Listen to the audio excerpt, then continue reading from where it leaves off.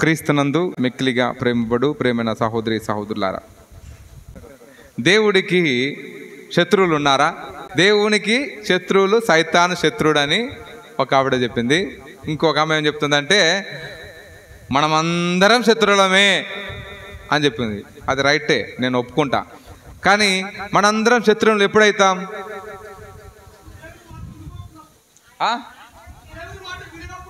దేవుని మాట విననప్పుడు మనమందరం కూడా శత్రువులు అవుతామని చెప్పి మన ఉపదేశ మాస్టర్ చెప్తున్నారు. నిజమేనా? నేను కూడా ఆ మాటను అంగీకరిస్తా. మీరు అంగీకరిస్తారు కదా? సరే, నువ్వు ఉపదేశ సార్ చెప్పిండనో నేను చెప్పినానో లేకపోతే ఇంకొకరు చెప్పినారని కాదులే, కానీ బైబుల్ ఏం చెప్తుంది? బైబుల్లో దేవుడికి ఎవరు శత్రువులుగా ఉన్నారు, ఎలాంటి వాళ్ళు శత్రువులుగా ఉన్నారో బైబుల్ ఏం చెప్తుందో మనము బైబుల్లో నుంచి ఆన్సర్ తెలుసుకుందాం. ఓకేనా?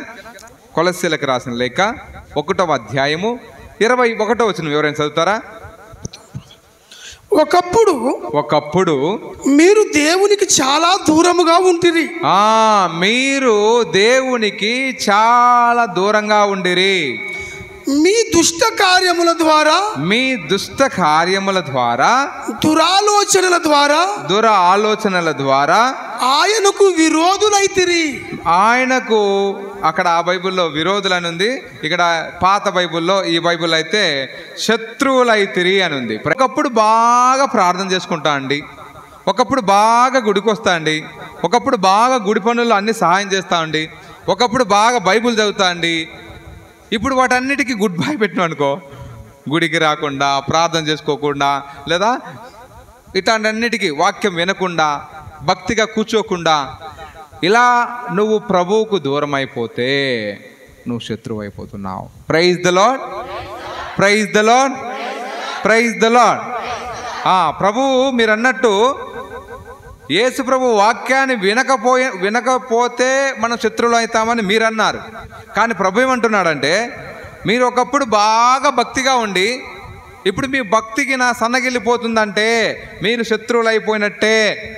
మీరు వాక్యాన్ని పాటించిన తర్వాత విషయం, కానీ నీకు గుడికి పోయే అలవాటు ఉండి ఇదిగో నేను గుడికి ఈరోజు పోను అని నువ్వు డిసైడ్ చేసుకున్నావు అనుకో, ఆ మాట ద్వారా నువ్వు దేవుడికి శత్రువు అయిపోతున్నావు. బాగా గుర్తుపెట్టుకోండి. అలాంటప్పుడు మీరు ఎన్నిసార్లు గుడికి రాలేదు, ఎన్నిసార్లు గుడికి వచ్చి మీరు అశ్రద్ధగా కూర్చున్నారు, ఎన్నిసార్లు మీరు గుడికి వచ్చి మీరు వాక్యాన్ని సరిగా వినలేనటువంటి సందర్భాలు. వాక్యము నీకు చదవడానికి వచ్చినప్పటికి కూడా ఉపదేశం ఇదిగో నువ్వు బైబుల్ చదవంటే నాకు రాదు, నేను చదవను, నేను ప్రిపేర్ కాలేదు, నేను తర్వాత చదువుతాను, నేను సిగ్గు అని ఎన్నిసార్లు నువ్వు దేవుని యొక్క వాక్యాన్ని నువ్వు తృణీకరించావు. కాబట్టి ఈ కార్యాలన్నీ ఇవన్నీ కూడా నీకు దేవుని నుండి దూరం చేస్తున్నాయి. దేవుడికి నువ్వు బద్ధ శత్రువులుగా ఉండిపోతున్నావు. కాబట్టి ప్రియమైన సహోదరి సహోదరులారా, అదే కాకుండా అక్కడేం చెప్తుంది? దుష్కార్యముల ద్వారా, దుర ఆలోచనల ద్వారా. దుష్కార్యములు అంటే ఏంటి? దేవునికి వ్యతిరేకమైనటువంటి పనులు. అంటే మీరు చెప్పిన మాట ఇప్పుడు వచ్చేసింది. దేవునికి వ్యతిరేకమైన పనులు చేస్తే మనం దేవునికి శత్రువులు అయిపోతున్నాం. దేవునికి వ్యతిరేకమైనటువంటి పని ఏంటి? గుడికి వచ్చే వాళ్ళని ఏం పోతావులే, నిదానంగా పోదాంలే, ఇంకా సామిరాలే 11:30 కదా వచ్చేది, మనము ఇంకా టైం ఉందిలే, ఇక్కడ కూర్చో అని చెప్పినారనుకో, నువ్వు శత్రువు అయిపోతున్నావు. గుడికి వచ్చే వాళ్ళని కూడా రానికుండా నువ్వు వాళ్ళకి ఆటంకంగా ఉంటున్నావు. కాబట్టి ఆ విధముగా నీ దుష్ట కార్యముల ద్వారా, నీకు వచ్చినటువంటి క్రికెట్ మైండ్ ద్వారా, దుర ఆలోచనల ద్వారా. దుర ఆలోచన ఏంటి? ఇంకా చాలా సమయం ఉంది, నిదానంగా పోదాంలే, అప్పుడు ఏముంది, ఆడిపోతే ఎవ్వరు ఉండరు, ఫస్ట్ మనమే పోవడం అవసరమా, కొంచెం నిదానంగా పోదాం, లేదా ప్రసంగం స్టార్ట్ అయినప్పుడు పోదాం. ఇవన్నీ కూడా దుష్ట ఆలోచనలు. ఇవన్నీ కూడా మనుషుల నుంచి వచ్చే ఆలోచనలు కాదు, అవి సైతాన్ నుంచి వచ్చే ఆలోచనలు. అంటే సైతాన్ నుండి వచ్చే ఆలోచనలు మన మనసులకి అవి ఒక వైరస్ లాగా సోకిపోతున్నాయి. వైరస్ ఇప్పుడు కంప్యూటర్ కానీ లేదా ల్యాప్టాప్ కానీ లేదా ఇట్లా వాటన్నిటికి వైరస్ ఎక్కుద్ది. ఈరోజు మనిషికి వైరస్ ఎక్కడం అంటే ఇదే.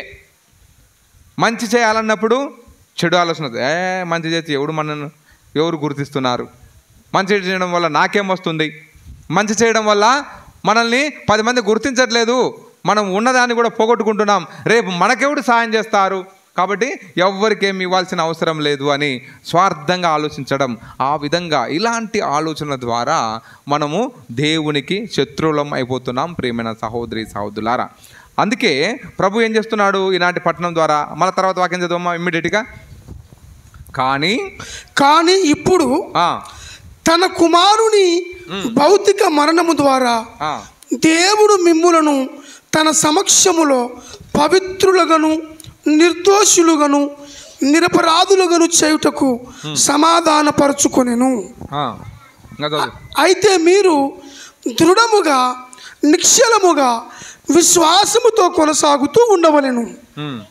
మీరు ఈ సువార్త వినినప్పుడు మీకు కలిగిన నమ్మకమును మీరు సడలింపుకొనరాదు. ఈ సువార్త ఆకాశము క్రింద ఉన్న ప్రతి ప్రాణికి బోధింపబడినది. ఈ సువార్త నిమిత్తమై పౌలునైన నేను సేవకుడనైతిని. దీని సారాంశం ఏంటంటే, మీరు దేవునికి దూరం అయిపోతున్నారు, దేవుని ప్రేమకు కూడా దూరం అయిపోతున్నారు. ఒకప్పుడు ప్రార్థన చేసుకునే మనుషులు ఈరోజు ప్రార్థన చేసుకోకపోతే, ఒకప్పుడు బాగా గుడికి వస్తున్నటువంటి వ్యక్తులు ఈరోజు గుడికి రాకపోతే మీరేమనుకుంటారంటే, దేవుడు నాకేం మంచి చేయలేదు అందుకే నేను ఆ గుడికి పోలేదు అంటున్నారు. కానీ ఈరోజు ఏం జరుగుతుందంటే, మీరు దేవుని యొక్క అనుగ్రహాలకు మీరు దూరం అయిపోతున్నారు, దేవుని యొక్క కోపాగ్నికి మీరు దూరం అయిపోతున్నారు. దేవుడు మీ పట్ల ఎంతగానో ఆయన ఒక ప్రణాళికను ఏర్పాటు చేసి ఉంటారు. ఇప్పుడు అడగందే అమ్మాయిని అన్నం పెట్టదు. మీ అమ్మని అడగకుండా నీకు అన్నం పెడుతుందా? అమ్మ నాకు అన్నం పెట్టంటేనే పెడుతుందా అమ్మ? మీ అమ్మే నీకు అడగకుండానే అన్నం పెట్టినప్పుడు, దేవుడి దగ్గరికి నువ్వు రాకుండా, దేవుడి దగ్గర నువ్వు అడగకుండా, నువ్వు అడిగిన వెంటనే ఇవ్వడానికి నువ్వేమన్నా పెద్ద ఉత్తముడువా? కాబట్టి ఈరోజు ప్రభు మనకేం ఈ వాక్యం ద్వారా ఏం అర్థమవుతుందంటే, దేవుడు మనందరి యొక్క ప్రార్థన ఆలకిస్తాడు. మనందరం కూడా దేవుని దృష్టిలో చాలా మంచి వారం. అందుకే వాక్యం పలుకుతుంది, అక్కడ ఏమో చెప్తున్నాడు, నిరపరాధులను చేయుటకు, పవిత్రులుగా ఉండుటకు, నిర్దోషులుగా ఉండుటకు, మనల్ని సమాధానపరచుటకు, మనం సఖ్యతపరచడానికి దేవుడు ఈ లోకానికి వచ్చాడు. ఇదిగో దేవునికి నీకు, దేవునికి మనకు ఉన్నటువంటి ఈ యొక్క దుష్ట ఆలోచన ద్వారా, చెడు కార్యాల ద్వారా, చెడు పనుల ద్వారా మనం దేవునికి ఒక అడ్డుగోడను కట్టుకొని ఉన్నాం. కానీ ఈరోజు ప్రభు ఏం చెప్తున్నాడంటే, ఈ అడ్డుగోడను తొలగించడానికి, మనల్ని ఆ దేవుని ప్రేమ నుండి దూరం చేయకుండా మళ్ళీ దగ్గర చేర్చడానికి, దేవుడితో మనం సమాధానపరచడానికి ఈ యొక్క ప్రార్థన, ఈ యొక్క దీవబలి పూజ, దేవుని వాక్యము, ఇవన్నీ కూడా మనకు సహాయపడతాయి. అందుకనే ప్రభు ఏమంటున్నాడంటే, మనం నిర్దోషులుగా ఉండాలంట. నిర్దోషులుగా ఉండటం మనకు కష్టం. కాబట్టి ఇలాంటి కష్టమైన పనిని ఇష్టముగా చేయాలి. మనము ప్రార్థనలో కూర్చొని కొద్దిసేపు నిద్రపోకుండా ఉండడం అంటే చాలా కష్టం. వెంటనే సైతానుడు వెంటనే నిద్రలోకి జారుకపోయేలా చేస్తాడు. కాబట్టి ఇంత కష్టమైన పనిని నిద్ర వచ్చినా కూడా, ఇదిగో ప్రభు నాతో వాక్యం ద్వారా మాట్లాడబోతున్నాడు. ఈ వాక్యం ద్వారా ప్రభు నాకు నా ఆత్మీయ భోజనముగా ఉండబోతున్నాడు. ప్రభు నా కుటుంబాన్ని ఈ యొక్క వాక్యం వినడం ద్వారా నా కుటుంబాన్ని దీవించబోతున్నాడు, ఆశీర్వదించబోతున్నాడని ఎవరైతే జాగరూకులై ఉంటారో అలాంటి వారిని దేవుడు దీవిస్తాడు. ఈరోజు ముఖ్యంగా ఈనాటి రెండవ పట్టణంలోనే 24వ వచనంలో మనం చూస్తే అక్కడ ప్రభు ఈ మాట చెప్తున్నాడు, మీ కొరకు నేను పొందిన శ్రమలకు ఇప్పుడు నాకు ఆనందముగా ఉన్నది. క్రీస్తు తన శరీరమైన శ్రీ సభ కొరకు పడిన బాధలలో కొదువగా ఉన్నవానిని నా శ్రమల ద్వారా పూర్తి చేయుచున్నాను. ఇక్కడ పునీత పౌలు గారు ఏం చెప్తున్నాడంటే, ప్రియమైన సహోదరి సహోదరులారా, ఇదిగో నేను ఇప్పుడు చాలా సంతోషిస్తున్నాను. ఏమంటున్నాడు? నేను బాధపడినందులకు ఇప్పుడు నాకు ఆనందంగా ఉంది. ఒకప్పుడు నాకు ఇష్టం లేదు, ఒకప్పుడు నేను బాధపడ్డాను. ప్రార్థన చేయడం నాకు పెద్ద బాధగా అనిపించేది, వాక్యం చదవడం నాకు పెద్ద బాధగా అనిపించేది. ఇదిగో ప్రతిరోజు తొందరగా అందరికంటే ముందుకు గుడికి పోవడం పెద్ద బాధగా అనిపించేది. కానీ ఒక్కసారి ఆ ప్రార్థనని ఇష్టంగా మలుచుకుంటే, ఇదిగో దేవుని కార్యాలను ఇష్టంగా మలుచుకుంటే ప్రభు ఏం చెప్తున్నాడంటే, ఇదిగో ఆ పునీతుడు పౌలు గారు ఏ విధంగా అయితే చెప్పారో, నేను ఒకప్పుడు బాధపడి ఉంటుంది కానీ ఇప్పుడు నేను సంతోషిస్తున్నాను. ఎందుకంటే ఈ బాధ అంతా కూడా దేవుడు నా నుండి తీసివేశాడు. దేవుడు ఆయన పడినటువంటి శ్రమలతోనే పోల్చుకుంటే నేను ఈరోజు పడేటువంటి ఈ బాధ అది ఏ పాటిది.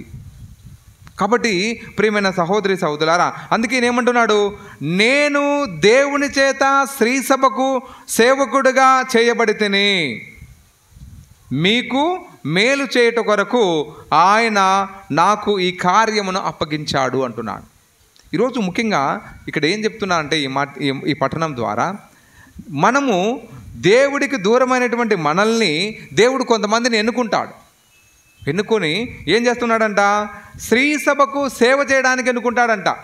అంటే గురువులుగా, ఉపదేశులుగా, గృహస్థ క్రైస్తవులుగా.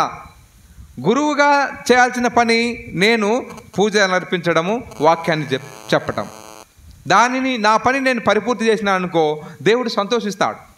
ఉపదేశిగా ఆయన ఈ గుడికి వచ్చినటువంటి వాళ్ళకి అనుకూలమైనటువంటి వాతావరణం, మైక్ సిస్టమ్ బాగా చేసుకోవడము, ఈ గుడి వస్త్రాలను అయితేనేమి, ఇక క్యాండిల్స్ అయితేనేమి, ఇవంతా కూడా నీట్గా పెట్టడము, ఆ వచ్చినటువంటి వాళ్ళకి బైబిల్ చదవడానికి వాళ్ళకి అనుకూలించి ఈ యొక్క పాటలు పాడడానికి వాళ్ళను ముందుగానే ప్రిపేర్ చేయటం, సిద్ధం చేయటము, ఈ విధంగా అది చేయాల్సిన పని మన ఉపదేశ పని. ఓకే, గృహస్థ క్రైస్తవులుగా మీ బాధ్యత ఏంటంటే, మీరు ఒక తల్లిగా, ఒక తండ్రిగా, ఒక బిడ్డలుగా, యువకులుగా మీకు కొన్ని బాధ్యతలు ఉన్నాయి. అది మీ అమ్మ నాన్న ముందు, మీ అమ్మ మీ నాన్న రాక మునుపే పిల్లలు గుడికి రావటం, గుడిలో బుద్ధిగా కూర్చోవటం, వాక్యాన్ని శ్రద్ధగా వినటం, వాక్యాన్ని చదవడానికి ముందు రావటం, లేదా పాటలు పాడడానికి ముందు రావటం, ఇలాంటి పనులు, ఇవి మీ బాధ్యతలు. ఇవి మీరు సక్రమంగా చేస్తే అప్పుడు దేవుడు సంతోషిస్తాడు. మీరు దేవునికి దూరపోయినటువంటి మీ బ్రతుకుల్లో ఇలాంటి కార్యాలు మీరు చేస్తే దేవుడు మళ్ళీ ఏం చేస్తారంట, కనెక్ట్ అయిపోతాడు. ఇప్పుడు మనకు వైఫై లేదనుకో, మనకు లేదా ఇంటర్నెట్, అది నెట్ బ్యాలెన్స్ అయిపోయింది అనుకో, నువ్వేం చేస్తావు, అది మనం ఎక్కడైతే వేరే వాళ్ళ హాట్స్పాట్ నుంచి మనం కనెక్ట్ అయిపోతాం. అంటే వేరే వాళ్ళ దగ్గర ఆ ఇంటర్నెట్ ఉంది, దాని ద్వారా మన ఫోన్ని మనం కనెక్ట్ చేసుకుంటాం. లేదా మనకు రీఛార్జ్ అయిపోయింది ఫోన్లో, అది ఛార్జింగ్ లేదు, ఛార్జ్ లేనప్పుడు మనం ఏం చేస్తాం, దాన్ని మళ్ళీ తీసుకుపోయి ఛార్జ్ చేసుకుంటాం. ఎందుకు, మనం ఇంకా బాగా ఫోన్ మాట్లాడడానికి, ఇంకా బాగా అన్ని వీడియోస్, రీల్స్ చూడడానికి.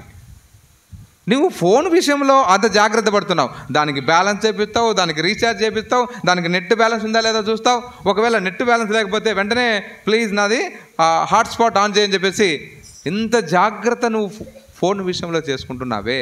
మరి ఇక్కడ ప్రభు ఏమంటున్నాడంటే, నువ్వు చేయాల్సిన పని చేయడం ద్వారా నీవు నా నుండి దూరం అయిపోతున్నావు, నన్ను కనెక్ట్ చేయలేకపోతున్నావు. ప్రభు అంటున్నాడు, ఇదిగో నన్ను కూడా నువ్వు కనెక్ట్ చేసుకో, నన్ను నువ్వు కనెక్ట్ చేసుకుంటే నీ జీవితం ధన్యమవుతుంది. మనము పాస్పోర్ట్, అందరు పాస్పోర్ట్లు అడుగుతాం, కానీ దేవుని విషయంలో మనకు పాస్పోర్ట్ అవసరంలే. నువ్వు దేవుని దగ్గరికి పోయి, ఇదిగో నేను పాపాత్మని, నన్ను దీవించు, నన్ను కరుణించు, ఇదిగో నా మీద దయ చూపే, అదే పాస్పోర్ట్ నీకు. దేవుణ్ణి అడగడమే, క్షమించమని ఆయన కాళ్ళు పట్టుకొని బతిమలాడడమే, అదే నీకు. ఇంకా మళ్ళీ దానికి పాస్పోర్ట్ ఏమో అవసరం లేగా నీకు. మిగతా వాళ్ళకైతే పాస్పోర్ట్ అవసరం, కానీ దేవుని విషయంలో ఎటువంటి ఆటంకం ఉండకూడదు. అందుకే ప్రభు ఏమంటున్నాడంటే, చిన్నపిల్లల్ని ప్రభు దగ్గరికి పోతున్నప్పుడు ఎవరన్నా ఆటంకపరుస్తే ఏమంటున్నాడు, ఎవరైతే బిడ్డలని ఆటంకపరుస్తున్నారో ప్రభు దగ్గరికి వచ్చే సమయంలో వారిని ఏం చేస్తున్నాడు, తలకి పెద్ద తిరుగట్టు రాయి కట్టి ఎక్కడ పడేయాలంట, సముద్రంలో పడేయాలంట. పిల్లల్ని ఎవరైనా ఆటంకపరిస్తే, గుడికి రానికుండా ఉంటే, లేదా వాళ్ళని భయభక్తులతో పెంచకపోతే, వాళ్ళకి వాక్యాన్ని గురించి మీరు బోధించకపోతే, వాళ్ళకు మంచి మాటలు నేర్పించకపోతే, ప్రభు ఏమంటున్నాడంటే, అలాంటి వాళ్ళ మెడకు అలాంటి తిరుగుడు రాయిని తెచ్చి నీ మెడకు కట్టి నిన్ను సముద్రంలో పడేయాలని చెప్తున్నాడు. అంటే దానిలో మీకు కోపం కనపడడం లేదా? దానిలో దేవుడికి ఎంత కోపం వస్తుంది. పిల్లల్ని మీరు భయభక్తులతో పెంచకపోతే మీకు సావే శరణ్యం అన్నట్టు చెప్తున్నాడు. మీరు సక్రమైన మార్గంలో బతకాలి, అట్ ద సేమ్ టైం మీ పిల్లల్ని కూడా మీకు ఆదర్శంగా ఉండేలా చేయాలి. అది ప్రభు కోరుకునేది. అందుకే ప్రభు ఏమంటున్నాడు ఈ యొక్క పౌలు గారి విషయంలో, నేను దేవుని చేత స్త్రీ సభకు సేవకుడుగా చేయబడ్డాను, ఎన్నుకోబడ్డాను. తర్వాత వాక్యం ఇమ్మీడియట్లీ చెప్తుంది ఎందుకు ఎన్నుకోబడ్డాడంట, మీకు మేలు చేయుటకు నాకు ఆయన ఈ కార్యమును, ఈ పనిని అప్పగించాడు. ఈరోజు నీకు పెళ్ళయిందంటే, నీకు తల్లిదండ్రులుగా మీరు ఉండబోతున్నారంటే, భార్యాభర్తలుగా మీరు ఉండబోతున్నారంటే, మీ పిల్లలని ఇదిగో మేలు చేయడానికి, మీ పిల్లల్ని సన్మార్గంలో నడిపించడానికి. మీ పిల్లలంటే ఏంటి? అది ఒక తిరుసభ. మీ కుటుంబమే ఒక తిరుసభ. మీ కుటుంబానికి యేసుప్రభువే శిరస్సు, యేసుప్రభువే మీ కుటుంబానికి నాయకుడు. కాబట్టి మీ కుటుంబానికి నాయకుడైనటువంటి ఆ కుటుంబంలో మీరందరూ కూడా పనివారు. భార్య భర్త ఇద్దరు కూడా దేవుడిచ్చేటువంటి ఆ కుటుంబానికి మీరు పనివారు. ఆ పనివారిగా ఉంటున్న మీరు మీ బాధ్యతలను సక్రమంగా నిర్వర్తించాలి. అది మీ పిల్లల్ని సక్రమైన మార్గంలో పెంచడం ద్వారా. అప్పుడే దేవుడు ఏం చేస్తాడంట, లాస్ట్లో 27వ వచనం చూస్తే అక్కడ ఏం చెప్తుంటే, ఈ రహస్యం ఏమనగా క్రీస్తులో మీరు ఉన్నారు అనగా మీరు దేవుని మహిమలో పాలు పంచుకోగలరు అంటున్నాడు. కాబట్టి ప్రియమైన సహోదరి సహోదరులారా, ఈ విధంగా నువ్వు చేయాల్సిన పనిని నువ్వు పరిపూర్తి చేస్తే అప్పుడు ఏం జరుగుతుందంటే, దేవుడు నీ కుటుంబంలో ఉండబోతున్నాడు, నీ హృదయంలో ఉండబోతున్నాడు, మీ ఇంట్లో ఉండబోతున్నాడు. మీ ఇంట్లో జరిగే ప్రతి ఒక్క మేలుల్లో దేవుని యొక్క అనుగ్రహాలతో జరుగుతుంది అనేదే ప్రభు ఈ పట్టణం, ఈ 2వ పట్టణం యొక్క ముఖ్య ఉద్దేశం. కాబట్టి ఈ తరుణంలో, ఈనాటి 2వ పట్టణంలో దేవుడు మనకు ఒక బాధ్యతనిస్తున్నాడు. ఆ బాధ్యత, ఒక పనిని ఇస్తున్నాడు.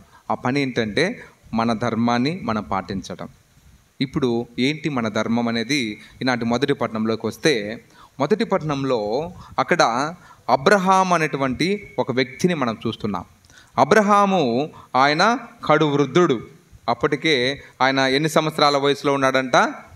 దాదాపు 90 సంవత్సరాల వయసులో ఉన్నాడు. 90 సంవత్సరాల వయసులో ఉన్నటువంటి ఆ వ్యక్తి ఒక సింధూరపు వృక్షం దగ్గర చెట్టు కింద కూర్చొని ఉన్నాడు. కూర్చొని ఉంటే అక్కడ ఏం జరుగుతుందంటే, 3 దేవదూతలు, 3 వ్యక్తులు, దేవుని యొక్క ప్రతినిధులు ఆ ఇంటి గుండా, ఆ చెట్టు గుండా పోతూ ఉండడం జరుగుతుంది. అప్పుడు ఈయన ఏం చేశాడు, వెంటనే వారిని చూసి పరుగున వారి దగ్గరికి పోయి ఆయన ఏమంటున్నాడంటే, ఇదిగో మీరు మా ఇంటిలోకి రండి, మా ఆతిథ్యమును మీరు స్వీకరించండి అని చెప్పేసి వారిని అడగడం జరుగుతుంది. అది ఎందుకు? అది ఏ సమయం? సాయంకాల సమయమా? మండుటెండలో 3 వ్యక్తులు పోతున్నారు. అది కూడా ఊరికి క్రొత్తగా ఉన్నారు, వీళ్ళని ఎప్పుడు కూడా చూసినట్టు లేడు. అందుకే ఈ వ్యక్తి వాళ్ళు అడుగుకుండానే ఈయన వాళ్ళకి సహాయం చేయాలని సిద్ధపడ్డాడు. కాబట్టి ఈరోజు ఇందాక నేను చెప్పాను, 2వ పట్టణంలో దేవుడు మనకు ఒక పనిని ఇస్తున్నాడు, ఒక బాధ్యతని ఇస్తున్నాడు. ఆ బాధ్యతను మనం తెలుసుకోవాలంటున్నాడు.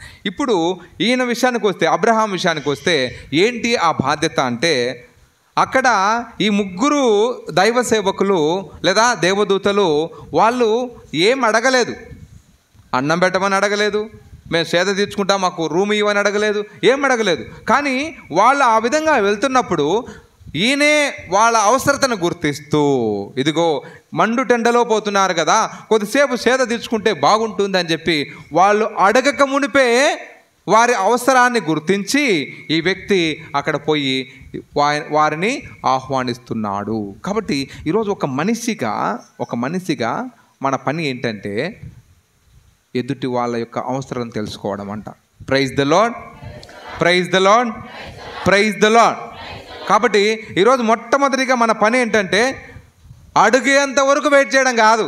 అంటే ఈరోజు ఈ వాక్యం ద్వారా మనకేమర్థమవుతుందంటే, అడగక మునిపే మనము ఇతరులకు సహాయం చేసేటువంటి మంచి మనసును కలిగి ఉండాలి. ఈరోజు తల్లిదండ్రులుగా నీ బిడ్డలు విషయంలో కూడా వాళ్ళు అడగక మునిపే మనకు ఎన్నో అవసరాలను తీరుస్తుంటాడు. కాబట్టి అలా మన తల్లిదండ్రులు అలా మన అవసరాలు తీరుస్తున్నప్పుడు ఎంత మాత్రము ఒక బిడ్డగా నీ పనిని, నీ బాధ్యతను నెరవేరుస్తున్నావు. చదువుతున్నటువంటి విద్యార్థులకి ముఖ్యంగా ఒకవేళ పెద్ద చదువులు చదువుతున్నారనుకో, మీ తల్లిదండ్రులు వాళ్ళ స్తోమతకు మించినటువంటి డబ్బులు మీకు ఇస్తారు. అదేంటంటే వాళ్ళ బాధ్యత, ఇదిగో నా బిడ్డ బాగా చదువుకోవాలి, నా బిడ్డకు ఎటువంటి లోటు ఉండకూడదని అప్పు తెచ్చైనా సరే ఆ బిడ్డను బాగా చూసుకోవడం కోసము డబ్బులు ఇస్తారు. కానీ ఆ డబ్బును నువ్వు ఏ విధంగా నువ్వు ఖర్చు చేస్తున్నావు? సరే, వాళ్ళు ఆ ఖర్చు చేసినటువంటి విధానం అటు పక్కన పెడితే, నీవు నిజంగా వాళ్ళు ఆశించేటువంటి బిడ్డగా నువ్వు జీవిస్తున్నావా? అది మనం గుర్తించాలి. తల్లిదండ్రుల బాధ్యత తల్లిదండ్రులు చేస్తున్నారు, కానీ బిడ్డలుగా మీరు మీ బాధ్యతలను మీరు గుర్తిస్తున్నారా? దానికి అనుగుణంగా మీరు జీవిస్తున్నారా? అడుగుకు మునిపే నా తండ్రి నా తల్లి నాకు ఈ విధంగా సహాయం చేస్తున్నారు కదా, కాబట్టి నేను కూడా వారి యొక్క ఆలోచనల కంటే ఎక్కువగా నేను వారికి ఒక ప్రయోజకుడిని అవుతాను, నేను మంచి ఉద్యోగం తెచ్చుకుంటాను, నేను ఒక మంచి బిడ్డగా ఉంటానని మీరు గుర్తిస్తున్నారా?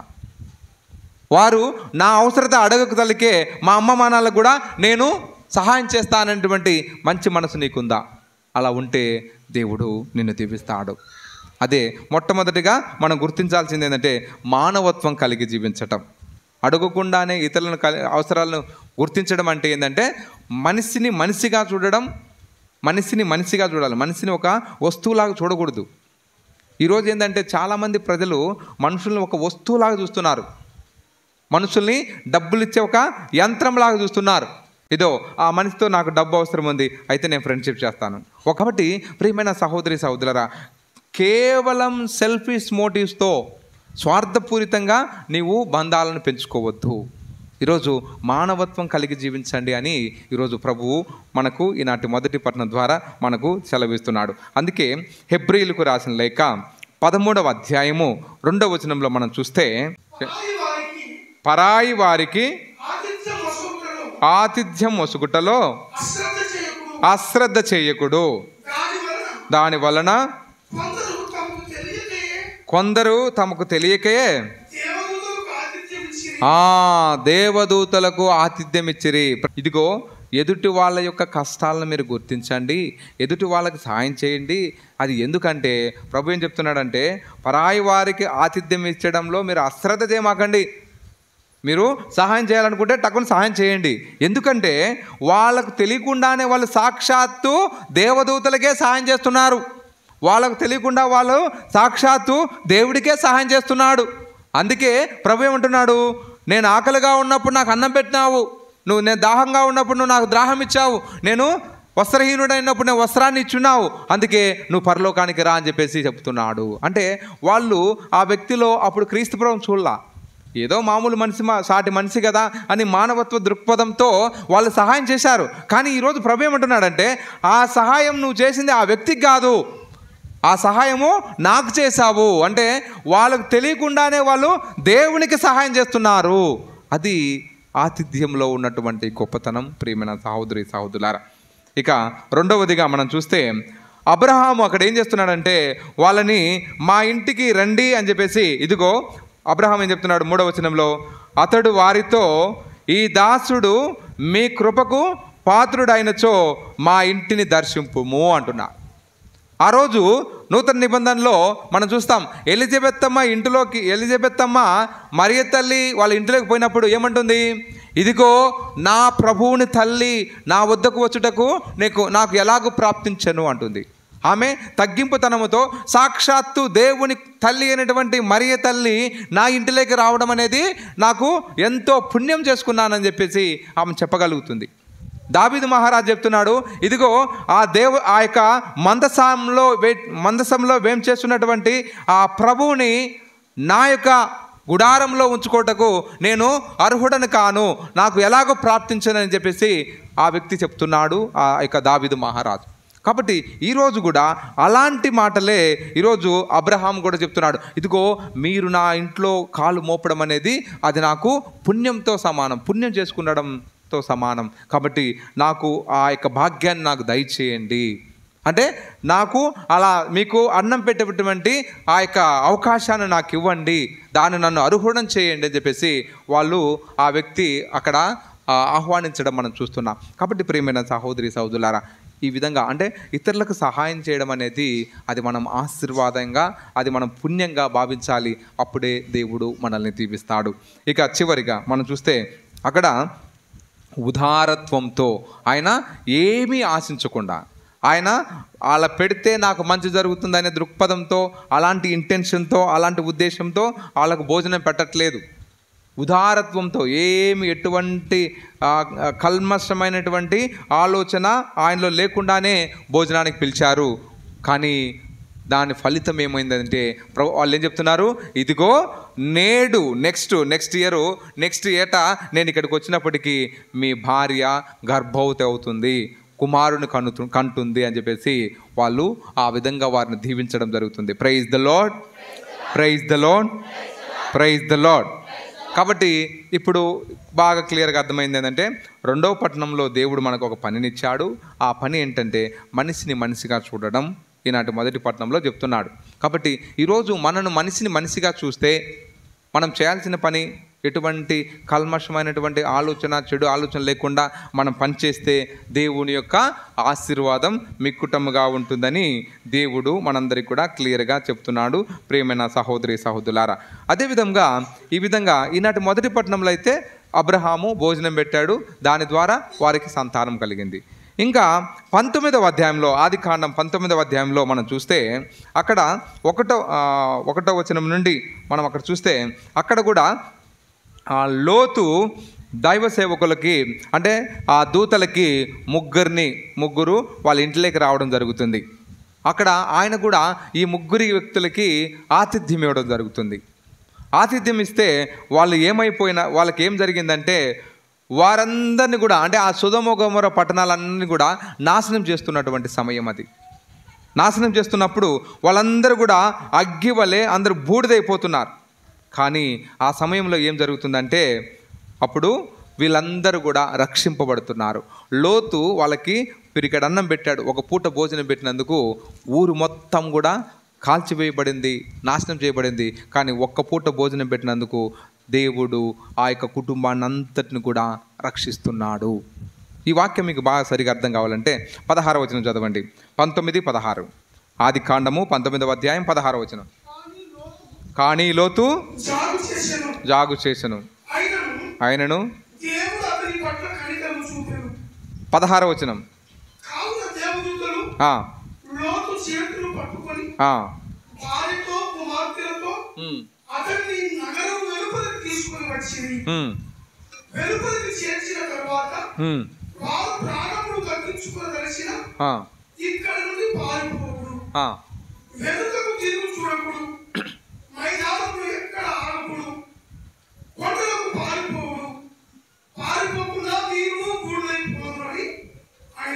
Praise the lord, praise the lord, praise the lord.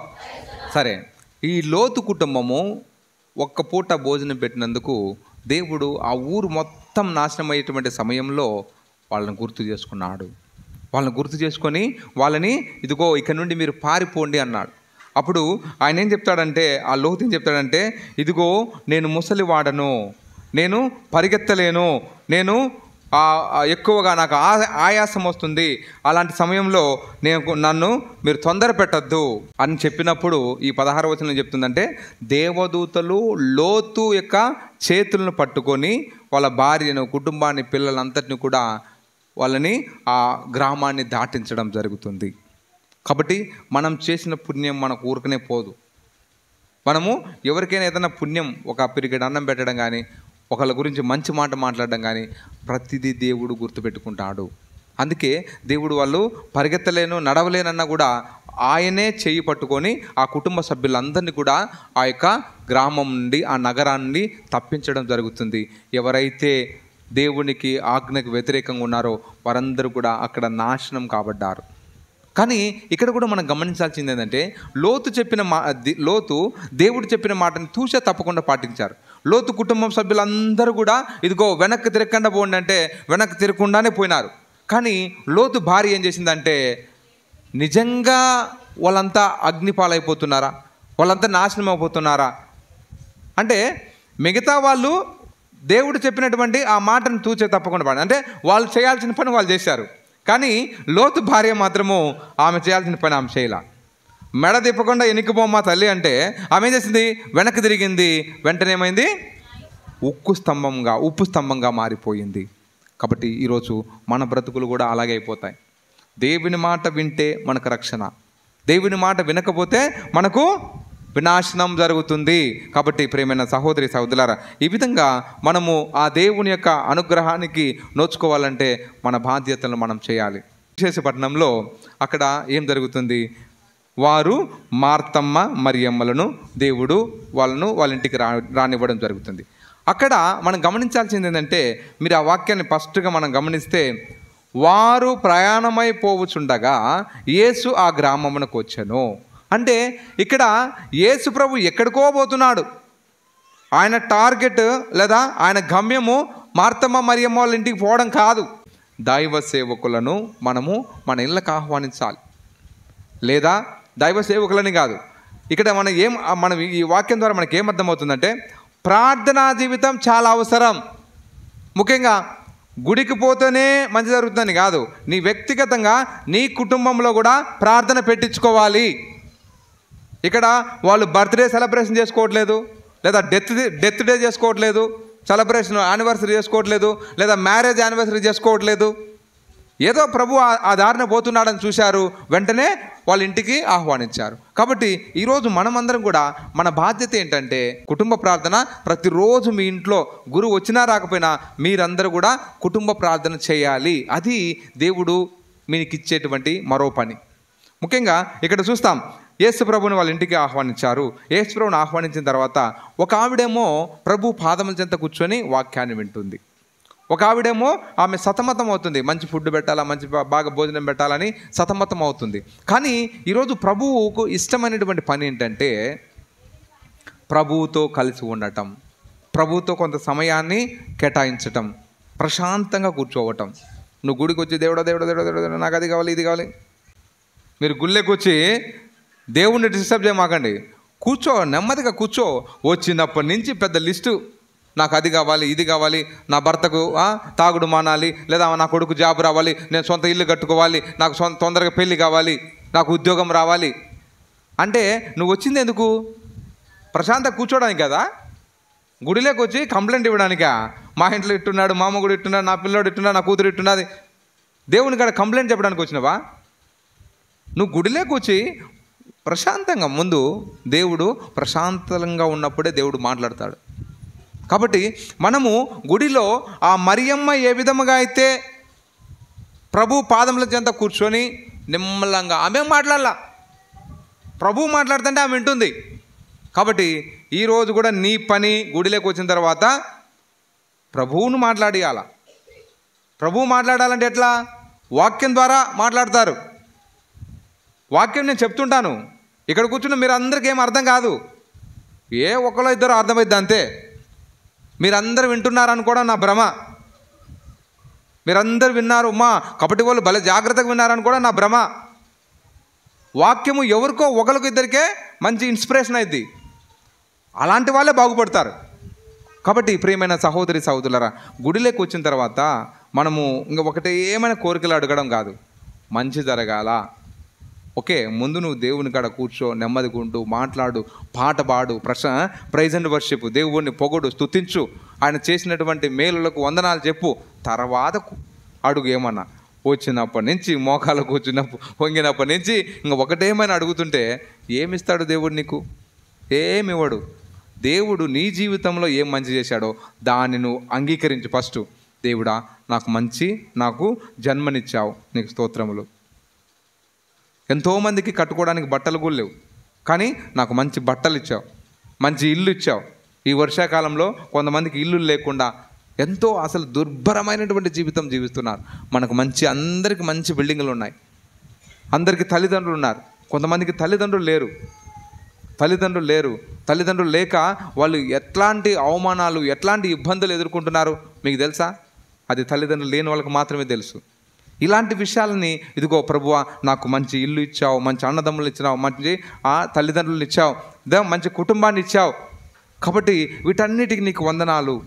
కాబట్టి వీళ్ళందరూ కూడా ఇంకా మంచిగా ఉండే విధంగా, మేమందరం సఖ్యతతో సమాధానంతో ఉండే విధంగా మమ్మల్ని దీవించండి అని చెప్పి మొదటగా నువ్వు ఆ దేవునికి వందనాలు చెల్లించు. ఇప్పుడు నువ్వేదైనా ఒక మంచి పని చేసినావు అనుకో, నేను పొగిడినాను అనుకో, నువ్వేం నెక్స్ట్ టైం ఏం చేస్తావు, ఇంకొక మంచి పని చేయాలని నీకు అనిపిస్తుంది. ఆ విధంగానే దేవుడు నీకు ఎన్నో మంచి పనులు చేస్తున్నాడు. కానీ వాటిని అన్నిటిని పక్కన పెట్టి నాకు అది కావాలి, నాకు ఇది కావాలి, నాకు ఇది అడిగినాం అనుకో, వీళ్ళకి ఎంత మంచి పని చేసినా కూడా ఏమాత్రం ఒకరోజు కూడా నన్ను వందనాలు చెప్పింది లేదు, ఎప్పుడు కావాలని కోరుకోవడమే. కాబట్టి నిన్ను అటు హోల్లో పెడతాడు దేవుడు. కూడా నీ మాటలేం విండు, నీ దరిద్రం నాకు బాగా అర్థమైందిలే, నువ్వు అటు పక్కన ఉండని చెప్తాడు. కాబట్టి నువ్వేం చేయాలంటే మొదటిగా నీ పని ఏంటంటే గుడిలోకి వచ్చినప్పుడు దేవునికి వందనాలు చెల్లించాలి. ప్రతి ఒక్క విషయానికి. చూడు ఎంతమందికి యాక్సిడెంట్లు జరిగి ఎంతమంది చచ్చిపోతున్నారు. ఈ మధ్యకాలంలో నేను 2-3 దినాలకు పోయినాను. వాళ్ళు ఎందుకు చనిపోయినారంటే, ఏమో స్వామి కళ్ళు తిరిగినా కింద పడిపోయినారు స్వామి, చనిపోయిన స్వామి అంటే దేవుడు అంతగా మనిషి స్పాన్ ఆఫ్ లైఫ్ అంటే ఈ జీవితము క్షణకాలమైంది. అందరూ ఎంతోమంది చనిపోతున్నారు, కానీ మనకు మాత్రం ఏం కాలేదే. కరోనాలో ప్రపంచమంతా అతలాకుతలమైపోయి ఎంతోమంది చనిపోయారు, కానీ మీరు నేను అందరం బాగానే ఉన్నాం. కానీ ఎప్పుడైనా దేవుడికి వందనాలు చెప్పారా? ఈరోజు అది చేయమంటున్నాడు. మార్తమ్మ మరియమ్మల ఇంట్లోకి ప్రభు పోయినారు. వారందరూ కూడా జాగ్రత్తగా మరియమ్మ పాదముల చెంత కూర్చొని ఆయన బోధనలు ఆలకించడం, దాని ద్వారా మనకేమవుతుందంటే మన కుటుంబంలో కూడా మనం కూడా ఆ ప్రభు యొక్క వాక్యాన్ని ఆలకించాలి. నీ కుటుంబ ప్రార్థన చేయాలి. నీ భర్త ప్రేయర్కి వచ్చినా రాకపోయినా కనీసం ఒక ఆడగుర్తుగా, ఒక ఇల్లాలి మాదిరిగా నువ్వు నీ ఇంటిలో ప్రతిరోజు నువ్వు జపమాల జపిస్తున్నావా? లేదా కనీసం జపమాల చెప్పలేకపోయినా క్యాండిల్ ముట్టించి 5 నిమిషాల పాటైనా నువ్వు ప్రార్థన చేసుకోగలుగుతున్నావా? అలా చేసుకున్నావంటే నీ కుటుంబంని దేవుడు దీవిస్తాడు. సరే, ఇది అటు పక్కన పెడదాం, ఇంకా ఎక్కువసేపు అయినట్టుంది. రెండో వ్యక్తి అక్కడ మార్తమ్మ. మార్తమ్మ ఏం చేస్తుంది? అక్కడ పనులు చేస్తుంది. కాబట్టి ఈరోజు ఈ పని ఆ కుటుంబంలో పని చేస్తుంది. కాబట్టి ఈరోజు మనకి ఏం చెప్తున్నాడంటే కుటుంబంలో 2 వ్యక్తులు ఉన్నారు. ఒకరేమో ప్రార్థన చేస్తున్నారు, ఒకరేమో పని చేస్తున్నారు. ఎప్పుడు పని పని పని అంటే కనుక అది మంచిది కాదు. ఎందుకంటే ప్రార్థన ఉండాలి, పని ఉండాలి.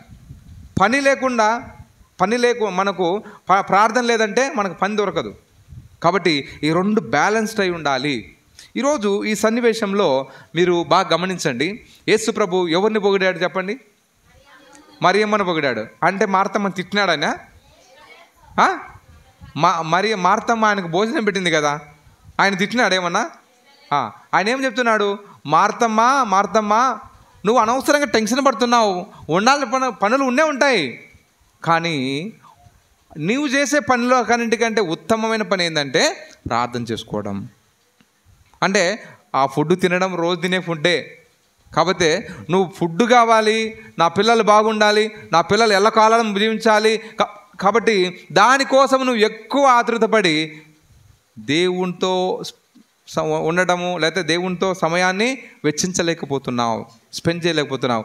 అది తప్పు అంటున్నాడు. కాబట్టి ఈరోజు పని అవసరమే, ప్రార్థన అవసరమే. 2 బ్యాలెన్స్ ఉండాలి. ప్రార్థన ఎప్పుడు ప్రార్థన చేసుకుంటా ఉన్నా కూడా అది ప్రాబ్లమే, ఎక్కువ పని చేసుకుంటున్నా అది ప్రాబ్లమే. 2 బ్యాలెన్స్డ్గా ఉండాలి. సరే, కొంతమందికి ఏమర్థం అవుద్దంటే ఈరోజు మరియమ్మను బాగా పొగిడినాడు, మరియమ్మ ప్రభు దగ్గర కూర్చుంది కాబట్టి ఆమె ఉత్తమమైనదని చెప్పినాడు, ఆమె ఒక్కదాన్నే పొగిడినాడు అంటావు. కానీ మనం బాగా గమనిస్తే మళ్ళీ ఒకనొక సందర్భంలో అంటే ఇక్కడ మార్తమ్మకు పెద్దగా విశ్వాసం లేదేమో అన్నట్టుగా కనబడుతుంది. కానీ యేసు ప్రభు లాజరు చనిపోయినప్పుడు మార్తమ్మ మరియమ్మ వాళ్ళ ఇంట్లోకి వెళ్ళినప్పుడు అక్కడ ఏం జరుగుతుంది తెలుసా? మరియమ్మ మాత్రం ఇంటి దగ్గర కూర్చొని ఏడుస్తూ ఉంటుంది. మార్తమ్మ పరుగున వస్తుంది ప్రభు దగ్గరికి వచ్చి ఏమని చెప్తుంది? ఇదిగో ప్రభు, నీవు ఇక్కడ ఉనింటే నా తమ్ముడు మరణించేడు వాడు కాదు, కానీ ఇప్పటికైనాను నీవు ఒక మాట పలుకుతే నా తమ్ముడు అంతిమ దినమున లేస్తాడు. బాగా వినండి.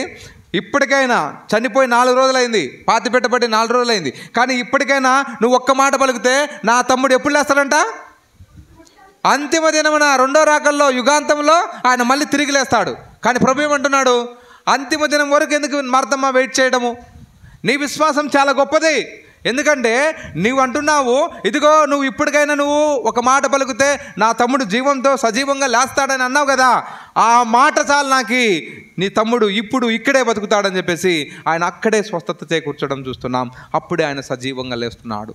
కాబట్టి ప్రియమైన సహోదరి సహోదరులారా, మరియమ్మలో మార్తమ్మలో ఇద్దరిలో విశ్వాసం ఉంది. నువ్వు అక్కడేమి ఆమెను తృణీకరించలేదు అట్లా అని చెప్పి ఈడికొస్తే ఈ సన్నివేశంలో మార్తమ్మే ఆయన చనిపోయిన 4 రోజులైనప్పటికీ కూడా నా తమ్ముడు నువ్వు లేపగలుగుతావని చెప్పగలిగినటువంటి వ్యక్తి మార్తమ్మ. కాబట్టి ఈరోజు మనమందరం కూడా క్రైస్తవులమైనటువంటి మనం మన బాధ్యతలను మనం వర్తించాలి. అప్పుడు దేవుడు మన జీవితాల్లో హేరాళముగా గొప్ప గొప్ప అద్భుతాలు మన జీవితంలో జరిగేలా ఆ ప్రభు దీవిస్తాడు. ఆత్మ పరిశీలన చేసుకుందాం. దేవుడు మనందరినీ దీవించునుగాక.